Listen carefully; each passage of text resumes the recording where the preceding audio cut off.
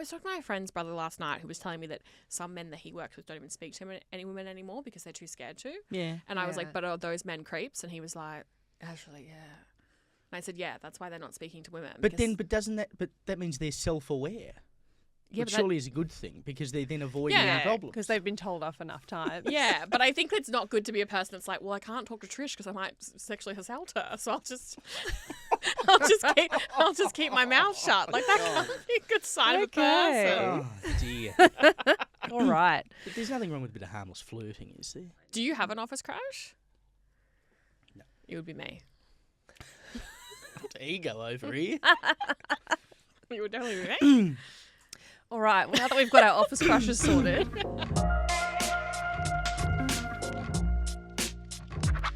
So welcome back. This is Unserious, where we go deep on what matters to young Aussies, from whether their education is a scam to their childhood nightmares making a comeback.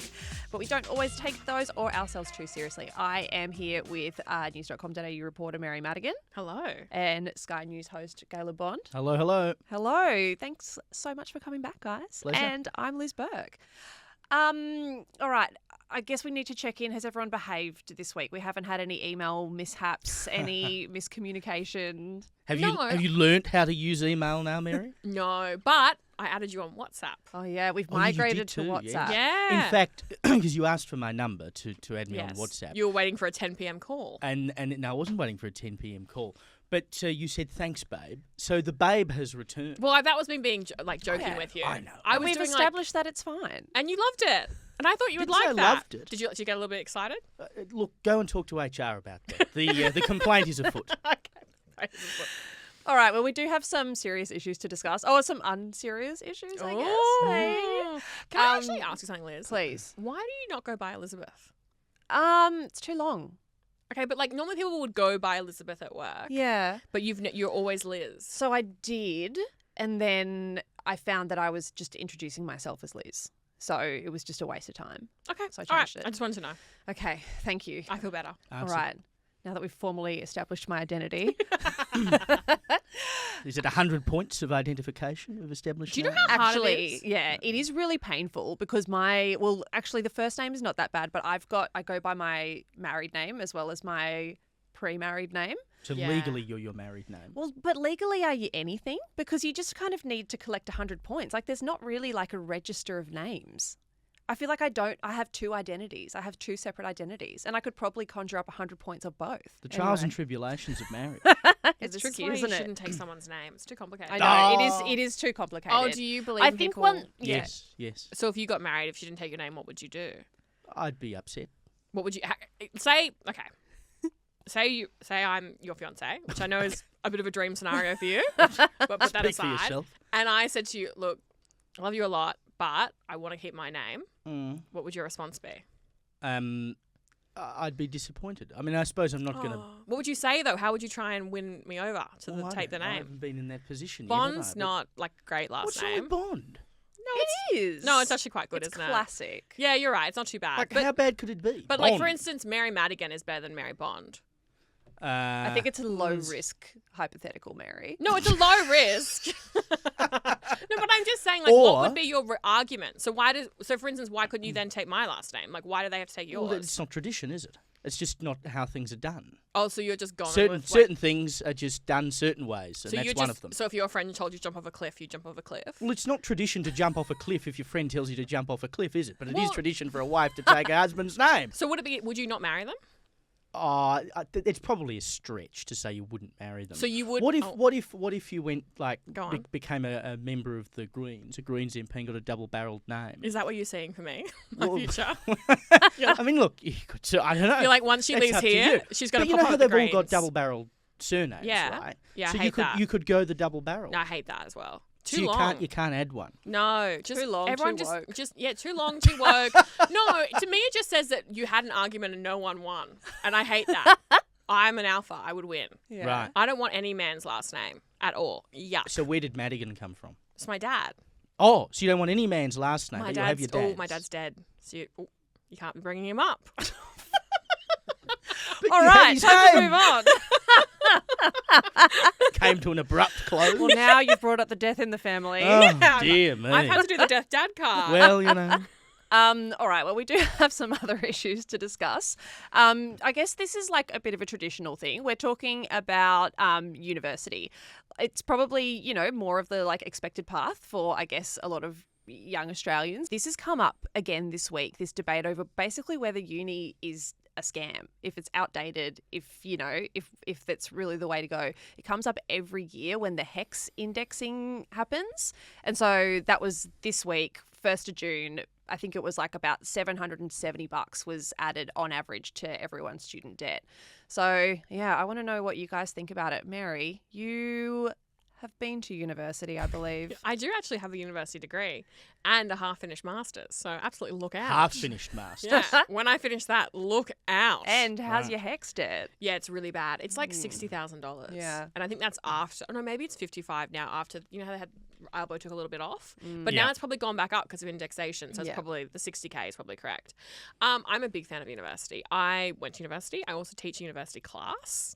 Bit of a slay from me. But I also think what's happened is this become this new conversation of like, well, university should immediately result in a job. Like it's like going to TAFE and doing a trade. But I think what university taught me was probably I mean, I did do an arts degree majoring in journalism and I did learn some things about journalism.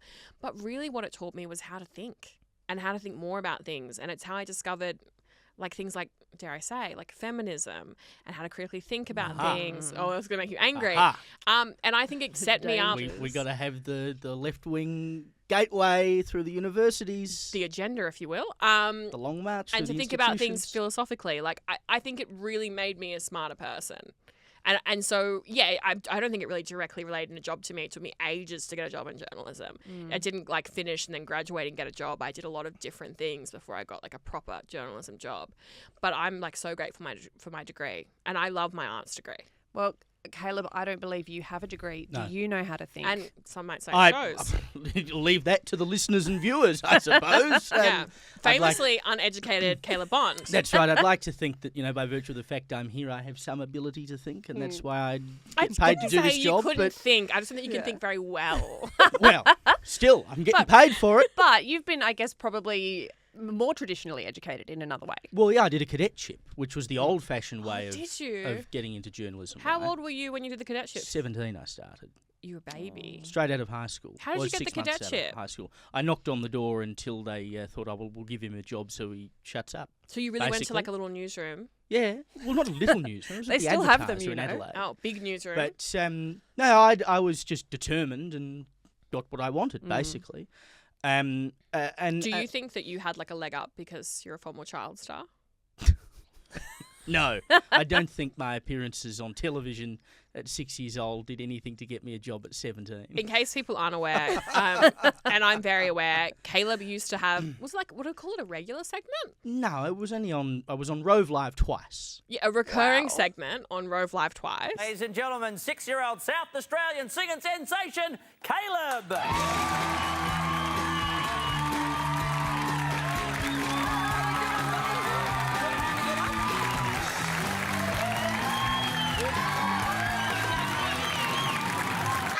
So now, what are you going to sing for me tonight?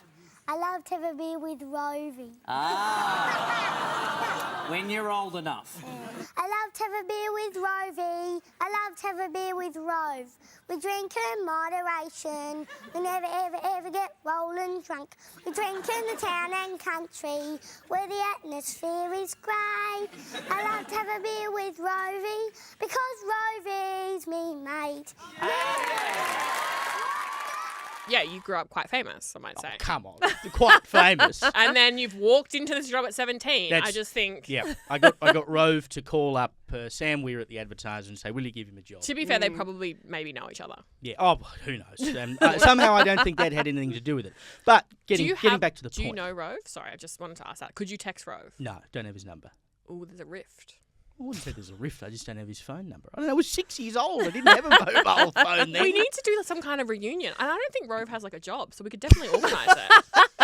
He's All unemployed right. and We'll looking see if for he work. can come on next week. Yeah. But you going to work like I did at 17 sort of turbocharged that having to grow up because it's sink or swim. You're in Yeah. the workplace now. You've got to work it Yeah. out. Do you prescribe to that theory that you are the mental age of the age you were when you became famous? I've not heard that theory before. So that's a big theory, and for you that would be 6. Would you say my mental age is 6? No, I'm asking. Like this is I don't think I'm my simply mental age is exploring the 6. question. I just want to know. This is the kind of thinking that they teach you at university. Yeah, this is I know. philosophical. This is that left-wing garbage they're pumping you with. But going back to the point, I did a cadetship, and I think that served me really well. I learnt far more about journalism in 6 months on the job than you probably did in, 3 or 4 years at university. Yeah. And I can reasonably confidently say that because I used to see, and I'll call them kids, but they're all older than me, come through and do, an internship for a couple of weeks or something in the newsroom, which was part of their degree. And they didn't know how to write. They didn't know how to conduct an interview. I'm like, what are they teaching you at university? Apparently lots about ethics, which is great, but if you can't work that out for yourself, then you shouldn't be in the industry in the first place. They were not learning anything that really applied to the job. And so I'm going, well, what are you doing this for, right? Now, you might say it's to expand your mind or whatever, and that's fine. If that's all you want out of it, then go for it. And I think there is definitely a place for learning about classical arts and history and whatever at university for your own personal application. But the reality is, most people are going to uni because they want to go down a career pathway. And often it does not return that. But then if we don't have universities, then we just have a bunch of 18-year-olds at work, and that would be really annoying. It's not about not having universities. I don't want to work with 18-year-olds. There are people who I think now feel like they have to go to university because they're sort of pushed in that direction by schools, and it's almost like it's an extension of your schooling now that you should go to university. You're expected to go to university. And some people just don't have the academic aptitude, or they're not suited to it, or they're really practical and they should be doing something else and could do something else and be making a lot of money a lot earlier.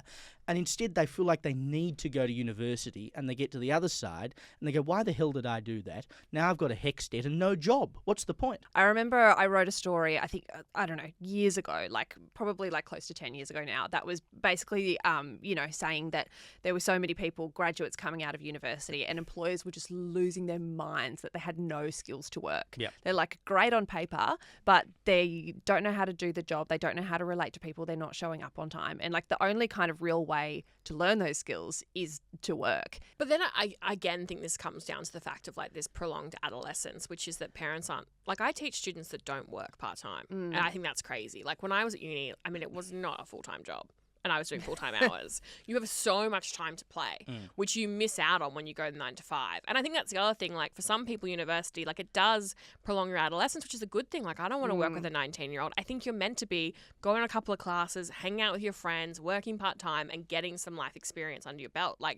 I think I had so much fun during my university years, and I'm so glad I went to university. I learned a lot, but also I had a bit of time to explore the world in a much more low-stakes way. Yeah, but I think there are a lot of people who have had the exact opposite experience to you. Not discounting that it was good for you, but I think a lot of people go to uni now and then wonder why they bothered at the end of it, particularly since COVID, when a lot of stuff's now gone online, and even the fun parts of uni are disappearing. I would have been 17 when I started uni. I was an idiot. I was very silly and dumb and young and inexperienced. I don't feel like I was ready to kind of enter the industry. So I'm so grateful that I had that time to grow up, and I used that time to get lots of work experience, spend time in newsrooms, actually figure out what I wanted to do.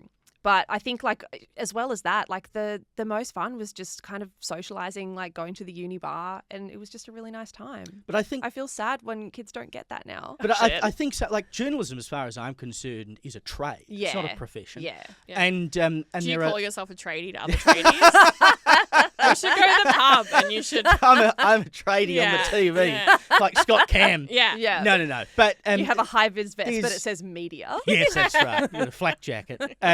But to coin a term, because it's obviously not a real word, I think a number of jobs have been academified. Oh, they come with a little word. For the purposes of creating degrees so that universities can make money. Oh, I think there's absolutely a place for uni, of course there is, but it has to serve the country and the people within it. And I think that balance is just a bit out of whack towards the uni these days. I would just say that in general, unis have become too expensive. Like a $60,000 HECS debt that I'm still working to pay off is ridiculous. Anyway, I think we can move on. I know that there's something else that's been a big topic this week that has particularly incensed you, Caleb.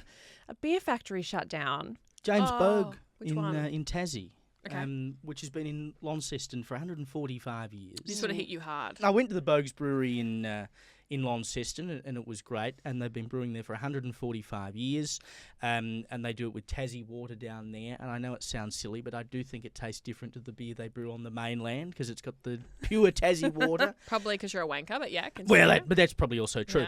Yeah. But they were also brewing beers down there specifically for Tasmania that weren't exported to the mainland, and now they're closing the brewery at the end of the year because they say it's been running at 1/5 capacity for a number of years, and it's more economical to brew a Tasmanian beer on the mainland and then export it back to Tasmania because they say beer consumption has gone down. And so why has beer consumption gone down? Because the bloody kids don't drink anymore. Why aren't the kids drinking? 45 people have just lost their job in Launceston because the kids don't drink anymore. It's bad for the economy. And we're more worried about the kids not drinking beer than the dozens of people who have lost their jobs. Yeah, that's... No, but the kids not drinking is why they've lost their jobs. Yeah. But I think they're not drinking as much. But when did you start getting into drinking? 16. Okay. That was illegal. I just want to put that on record. Well, no, it's not illegal to drink. It's just illegal to buy. Or is it even illegal to buy or is it illegal to sell to? Yeah, that's a good point. Yes, yeah, correct. But it's still... So don't criminalise me on this. But I do think that young people... I notice all the time, even at work, like, when I was like 21, I was just always like either on my way to the pub, coming back from the pub, or like arranging to go to the pub. Yes. My whole life was about getting to a venue with alcohol. I'm not saying that was good. I just mean that's what everyone did. Yeah. But I don't think that happens to the same degree When I anymore. speak, even to like my university students, when I'm talking to them, I'm like, oh, I remember one year saying to them, like the last class, I took them to the pub and I was like, I'll take you all to the pub and I'll buy you all one round of drink. They're all 18, like it was fine. So everyone. And none of them wanted to go. They were like, oh, can we just get like donuts instead? And I was like, yeah, if that's what you guys would prefer, like absolutely. What? Okay. They want donuts instead of a drink because Yes. I'm not going to the pub after work. I'm going to the gym instead. And then they all get up at 5 a.m. and go to run clubs and all this sort of Yeah, but crap. I think they're just looking for... Look, I do think there's a question of, like, it's probably good to have community outside of alcohol. Because I do think so many of my relationships when I was younger were formed around alcohol. And they weren't really built to last. Like, once we weren't out binge drinking together, we didn't necessarily have a lot in common. Right. Yeah. And I noticed it with my boyfriend. Like, I think it's really sad that, like, probably the only way he sees his friends is via alcohol. Like, I don't think there's any sober activities he does with his mates. But could that not also be true of, and you know, obviously people will make judgments about whether the alcohol is the problem. But, you know, if you just meet your friends at a run club on a Thursday morning and you don't really see them outside of that, it's the same phenomenon. There's just one thing that sort of links you all together, and outside of that, who knows whether you'd actually be good friends or not. I think but I also think it's like I think it's easier for a woman to be like, oh, do you want to catch up for a coffee? Or like, I can message a girlfriend and be like, oh, do you want to go? I want to go to like Lululemon. Will you just come with me? And then we can have a wander around. Or like, I really want to go look at this lake. Do you want to come? I feel like my boyfriend... How often do you just say, I'm going to go and look at a lake? Like, who wants to come? Boys just don't go lake looking enough. Yeah, That's the problem. they just don't lake look. But like... So what's wrong with lake looking? I just Nature don't... is lovely. Should we do it after this? Should Yeah, we let's go look at a lake? Yeah, I quite like a lake. And then I'm bringing a beer, though. I just think men can't communicate unless there's alcohol involved. What's wrong with that? I mean, pubs have been, and they still are to some degree, particularly in you know, smaller country communities. It's the meeting point. It's where everyone goes. It's where you solve your problems. It's where you complain about whatever it is going on in the world. Should we be mad if young people are drinking less? Like, maybe that's better. Like, alcohol's not good for you. Yeah. But is it better? Because so there was an interesting study, I've written about it before, that was done in the US. And it ended up as a really good study. They didn't even know it would turn out like this. Because they started it before COVID, tracking the drinking habits of quote-unquote heavy young drinkers. I think it was between 18 and 29. And so it started in like the end of 2019. And then, of course, COVID came along early to mid-2020, and they kept tracking their drinking habits, and they kept tracking them until 2022 after all restrictions had been lifted. And what they found was that almost universally, young people drank less during COVID than they did before COVID, and those habits continued after COVID, and particularly they were drinking less on the weekend. And the researchers said that was because they'd formed new habits, which was they used to go out with their mates on weekends and they'd go out drinking or whatever it was, they'd go clubbing on a Saturday night. They stopped doing that during COVID, and then they didn't resume doing that afterwards. So they've stopped hanging out with people. And we see loneliness now is at epidemic levels. It's higher than it's ever been, particularly, interestingly, among young women. I know we talk about men being lonely, but young women have really high rates of loneliness and depression as well. Are you lonely? Oh, I would say at times I feel lonely, not in general. How often do you drink? Oh, every day. And how often do you socialise and drink? Oh, frequently. Like, because you drink alone, right? So that's not very social. Well, it's got cats when I go home at night. Aw, I mean, I finish work at 11 o'clock at night, and I live on my own, so I go home and have a drink. But I'm gonna have to invite you over. But he doesn't finish work until 11 o'clock. You don't so want you'll me be coming around waking up. 11:30 at night. No, that would be very uncomfortable for us all. Maybe we'd have to meet at a 7-Eleven and get like a little slushie. We'd have to meet at like a neutral territory. No. You have to stay sober or you have to go to the 7-Eleven. I don't know which one. Slurpees at midnight. Yeah. How's this for a segue? Mary, if you were going to meet Caleb for a Slurpee at midnight, I would hope that you had an emergency contact in your phone. Oh, yes. Yes. Well, that makes Caleb sound like a murderer. But I love a segue. But yeah.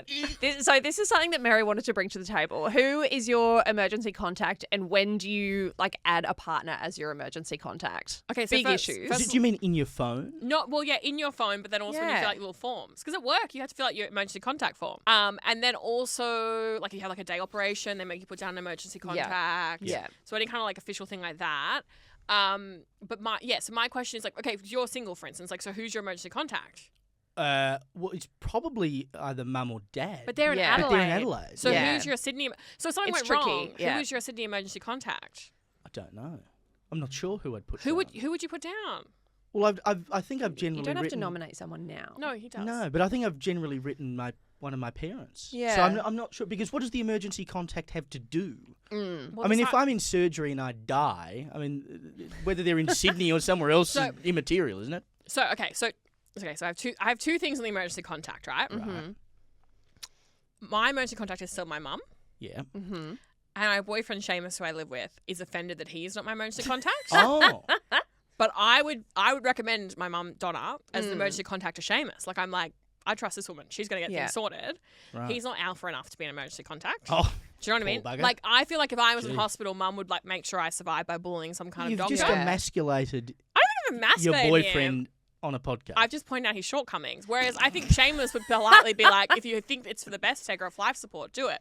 Whereas my mum would be like hysterical and she'd make sure I stayed alive. I think I am a good emergency contact. Right. I'm actually like this. You're level-headed is what you're saying. Yeah, I'm actually really good in an emergency.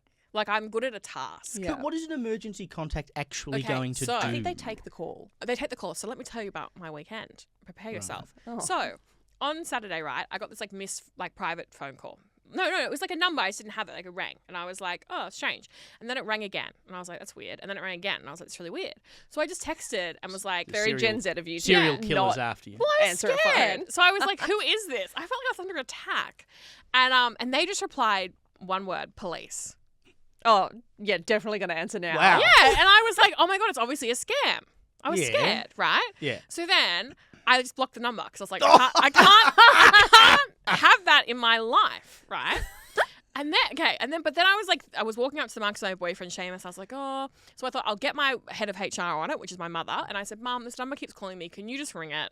I think it's a scam, but I'll just feel better if you deal with any kind of Yeah. like You maybe. brought in your emergency contact. Maybe any kind of upcoming arrest. I'm like, maybe the police are arresting me for something, and I want Mum to be on top of the negotiations, right? Right. And Mum brings me back and she's like, no, it is the police. Everything's all right, but you need to call them back immediately. And I was like, Again, a trap. Yeah, a trap. I'm like, God, they're good.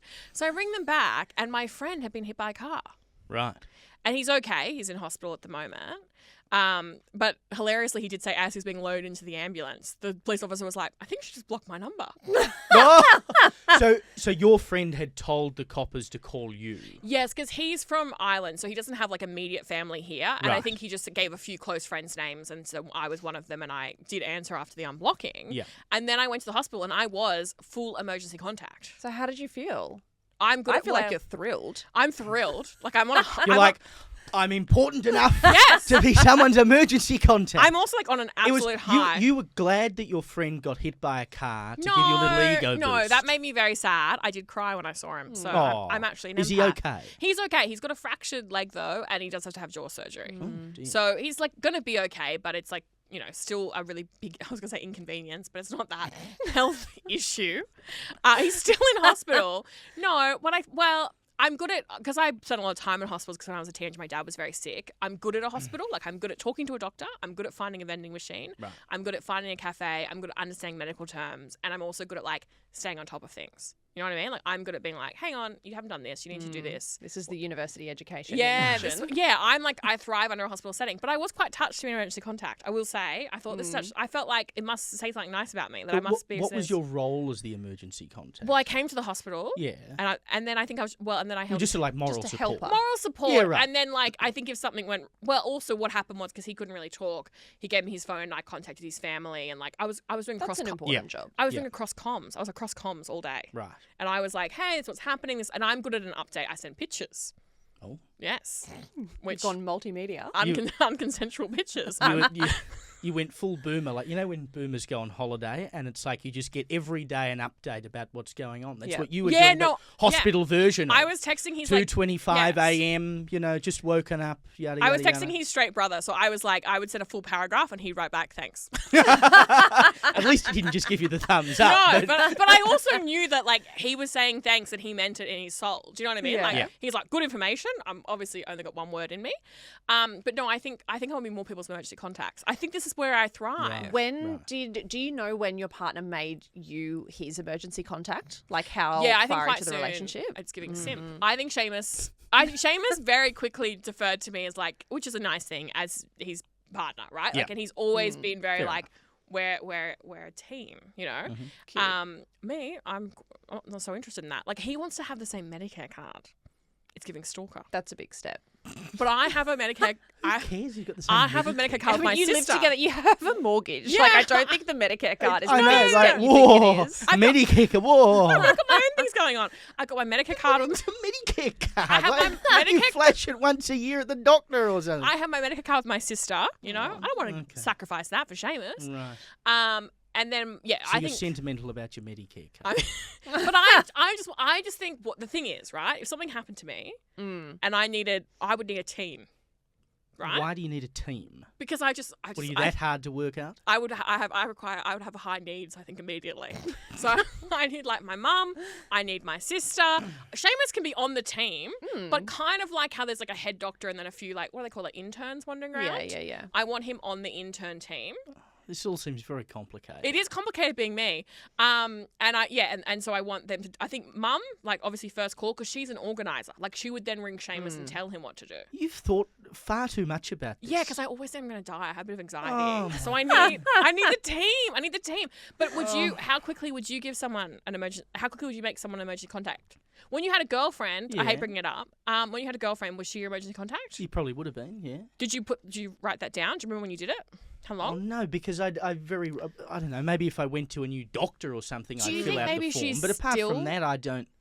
Do you think she's still your emergency contact? Oh, probably. I don't know. There are probably doctors I went to in Adelaide that have another girlfriend's name on it, but I'm not going to go to that doctor again, am I? I don't know. It's just whoever's on the list when you fill them out. So you're right? just happy to like make anyone your emergency contact. You're not even Well, it's fussy not just about it. anyone. I mean, Well, it it's was on the day, obviously right? the It's not person- like this yeah. is my enduring Correct. like. It's not like you're giving guardian power for of life. attorney to someone. I would make Samantha good. Maiden my emergency contact if I could. No, because she would be across comms Right. like immediately. Yeah. Yeah. And she would come immediately. Yeah.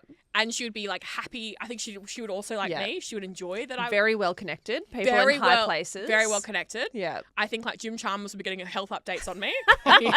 He'd be like, who are you talking about? Because I'm imagining the emergency is like you're on holiday in like some other country and get accidentally arrested. Yes. And so then you ring Sam and then she's got to get like the DFAT and everyone involved. Yeah. But also she would also just get like the night crew at news.com.au involved. Yeah. You know what I mean? She'd be like, Mary's been arrested. Oh, then you'd be on the news. That's my nightmare. That's your nightmare. I think I thrive wrongly arrested in a foreign country. Look, different strokes for different if folks. I got arrested, okay, can I ask this? As friends, yeah. if I got arrested in another country, would you do a segment on it on your show? Well, it depends what you got arrested What? for. Well, I just want to know, like, would you give it airtime? If It depends what you were arrested Would for. you would you spruik it? What have you been arrested for? Oh, Like Sexual Mary abuse Madigan or arrested drugs or is what? not like Drugs. a surefire headline. You've been arrested for Oh, drugs. hurtful. Hurtful. The drugs. ego on this woman. Drugs. Unbelievable. Drugs. We need to consider Caleb's audience as well. Drugs. Well, I'm not sure they would particularly give two hoots No. about some person charged with drugs. Yeah. Unless You'd say it was this like girl arrested. Unless it was like a cocaine Cassie kind of situation. Yeah. Like you tried to smuggle kilograms of cocaine out of it's a high Colombia. bar to get a mention on in, the show. in headphones. Yeah. You know, that's a story. But I mean, otherwise, who gives a toss? But I think I'm quite happy to have my mother or father who live in Adelaide as my emergency contact because I want to be left alone. I don't want to be fussed over. I think I could be your emergency contact if you were interested in the idea. Right, All right. okay. We'll sort it out with HR after. Look, we've probably spent enough time on this, but it's I think so, yeah. yeah. But it's that time where we talk about the things that we have been spending too much time thinking about. Does anyone have a topic didn't to you nominate? have one, I have Liz? one, Yeah, but I'm go. just going to open the floor. Yeah. People who okay. recline their seats on domestic flights. Oh. Where have you been flying domestically? Well, I do Sydney to Melbourne a bit. Yeah. I've been up to Brisbane recently. Like, they're short flights, even Adelaide. Like, it's only a 2-hour flight.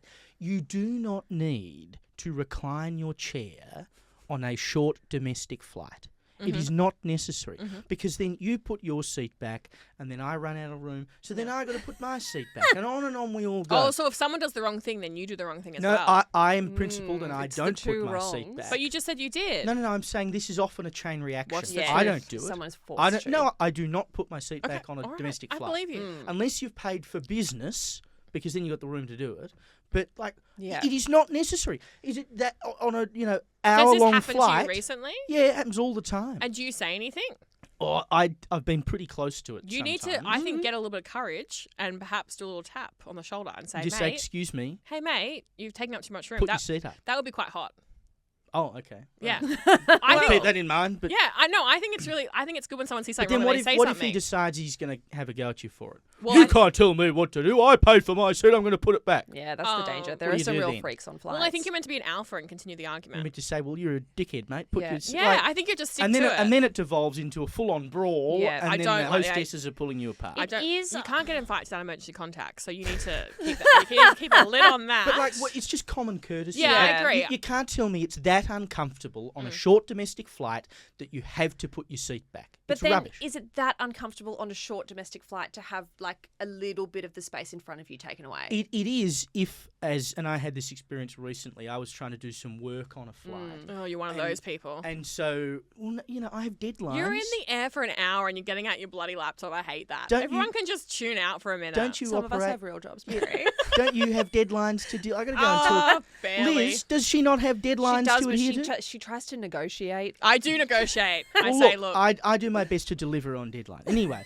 so I had to write a column or something. Okay. Or And, something. and because the chair had been reclined, when you fold the table down, Yeah. the table's like up against Yeah. me like that, and I'm trying to type like this. That's quite funny. And I had to like tip the laptop screen Hang on. in Do on the an little- angle like that. Do the little hands again. This business. But Yeah. I had to. The laptop screen was like that. What was your column about? Oh, I can't remember. But it was Okay. it was on an angle like that because the chair was tipped back. Yeah, I think in Have that some- situation you can say, "Excuse have me, some I need to courtesy. use You should have this." said, hey, Yeah. I'm a really important person. That's it. VIP. Yeah. Which is why I I'm can't in afford- seat You know who I 19C. am. I don't think you realise it because I can't afford business class, but I'm actually really doing well. I paid for this flight, not the company. So I'm in economy. But I think it's just really rude. You don't need to do it.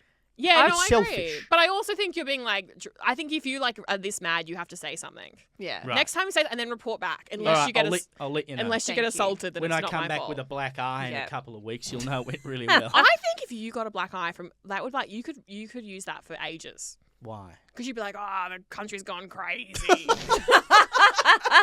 be like 6 This shows used to for be you. a proper country. A person has gone crazy. Yeah, you'd be Maybe. like, bring the real Australia back or something. You'll be happy as anything. I have intervened before in something that was happening on a bus. Well, and how did you intervene? Oh, well, it's not nice. There was a bloke who was, like, getting real aggro with this woman he was Oh, with, that's right? horrible. But then they was, like, sitting in it. They'd been drinking as well. They were pissed. And they were sitting in the walkway. And then they started sort of fighting. And next thing, they're bloody leaning on people's legs and stuff. And it's like, you can't... At some point, you do have to intervene. Like, if you see something like that going on, Yeah. you can't just let some bloke belt a woman on the bus. So you've got to stand up. But then he turned around and wanted to have a go at me. It's like... I understand why people sometimes go, oh, I won't intervene in that situation because they don't want to put themselves in danger. Well, I think that is the real fear. But I- that's very different to someone reclining their chair on a flight. Like, you've got to Yes. pick your battles. Yes, but I think like you could. I think the reclining chair on the flight, like you're probably just gonna have a little war of words. It'll be fine. Yeah. And then maybe they'll put their chair back. The one thing that I also do believe, which is controversial, but my father taught me this, and it is true. He was like, if someone's a bully, you just need to bully them back, and Yeah. they usually relent. And it is true. Like if someone's doing something like that, they usually like 9 times out of 10, if you call someone out, they just go, oh, Yeah, they're yeah. so shocked. Well, because you know. the old school thing with, like, get bullied at school and you'd come home and say, oh, I'm getting bullied at school, and Dad would say, well, belt him next time. Okay, well that's not the advice I think we need to be giving out. I think you ever there's been in some a logic physical in it. fight? I think there's some logic Have you in ever it. been in a physical fight? Well, not one that I've had to throw fisticuffs, but So like confrontation. But Do you never been in a physical fight? So No. what are you talking about? You never even hit someone back. well, because I didn't get hit in the first place, so I didn't have to hit them back. But this used to be like that's the commonplace advice, and now we go on, going to. Would you tell your son to hit someone back? No. No. See, that's silly. No, but isn't it? But it's the same principle of the bully is picking on you because they think you're weaker than them. Yes. You Yeah. show them that you're not weaker Yeah. than them. Yeah. It puts them back in their But box. yes. The Yeah. same thing. Bully them back. Yeah, but like I'm not saying like resort to violence because I Yeah, am you an empath. take a high road approach. Yeah, high road. When they go high, when they go low, I go high. Oh, good on I'm the you. Michelle Obama of confrontation. Well, look, Caleb, I'm really sad that people have been reclining into you, but I think, They what? but mine's worse. Okay, yeah, I believe you. Quicksand. What do you mean, like Quicksand is back. What is quicksand? But do you like sinking sand that you sink into? Hmm. I feel like it's one of those things that you're introduced to as a child, like in stories, and you think it's going to be a much bigger part of your life, right? Oh yeah, for sure. Yeah. Yeah, I did think I was going to encounter quicksand. Exactly. After I watched What, The you just- Princess Bride, Yeah. I think. Go yeah. for a walk on Yeah. the beach and you just. And you've got like one eye open. You're always wondering I've if never there's had that Yeah. thought. No, but do you know what? There was a chick in Adelaide. You would know In about fact, this. I think there's 2 of them. Yeah, Isn't there? Have there's now like been. there's like a quicksand sinkhole. Yeah. But this woman, like, she was just going for a walk on the beach with her friends in the afternoon. Very normal thing to do. And then, climbed off some rocks, foot in the sand, and went, oh gosh, that's quite squishy. And then 4 hours later, she has to get 5 police and 4 firefighters to come and dig her out of the sand. That's humiliating. I think that's humiliating, and I think it's terrifying because I feel like I spent, and I know that I'm not alone here, like a lot of time during my childhood fearing quicksand. So you can't go to the beach anymore? Are you like banning the beach? or Well, I what? just think it's concerning that quicksand is happening Well, in yeah, our 'cause it's- country. It's real, I think, is the issue. Yeah. I think I'm the kind of person that would end up falling in quicksand. That's a very... Remember when I It's had on to... brand. Remember when I had to take time off work because I got cabbage stuck in my throat? Do you remember that? Sorry. What of all the things? Cabbage. It was quite... Also, I remember being like... That this... sounds like the most bullshit excuse for a sick day ever. No, I know. No, I think it actually sounds so genuine because no one would bother to lie in such a Yeah. humiliating way. Yeah. So I was having... And she also... But that's why it's such a good Exactly. lie. But you realised it was such an insane lie, and so you just kept sending receipts. And I was like, look, I need to opt out of this evidence. Like, it's too much. I had medical evidence. No, so I was having corned beef. I love corned beef and like white sauce. Yeah, you know, right. but- yeah, Yeah. and Yeah. cabbage, right? Yeah. It's like a classic Yeah.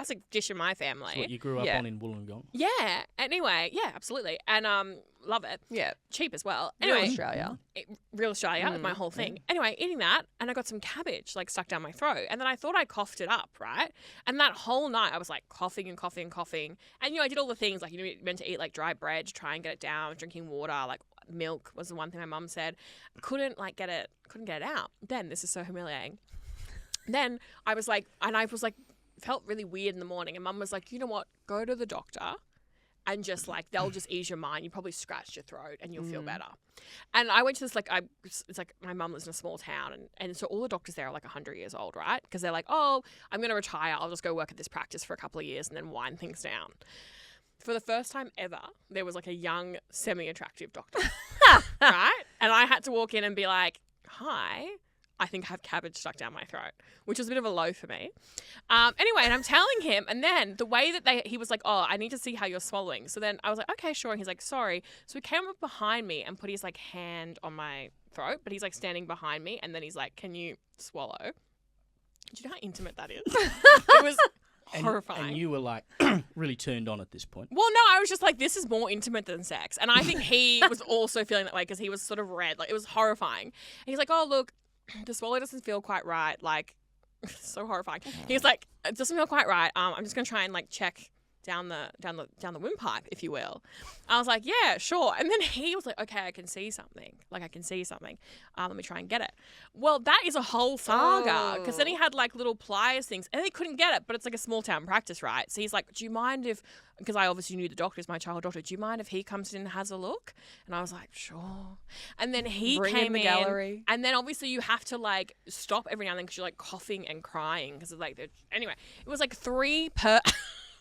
three separate doctors had to work together, and then they were giving me breaks. And at one point, they sent me out into the waiting room to have a 10-minute break. Anyway, yeah, that's my cabbage story. And I had to take a day off. I was so traumatized. Yeah. So you have cabbage, and Liz has quicksand. I think it's been occupying my thoughts too much. Yeah, right. But yeah, look, No, it's well- fine. Poor We can thing. move on. I think it's we'll going to be okay in Sydney. Yeah, I think it's I going don't to be think okay. you should go regionally for a while. I'm just going to avoid Adelaide beaches. I think you're going to have to, which is going to be a huge imposition on your daily But they're lifestyle. nice beaches. Yeah, They I've are heard beautiful so. beaches. I've heard so. But yeah, all right. Well, We'll see how we're tracking next week. Okay.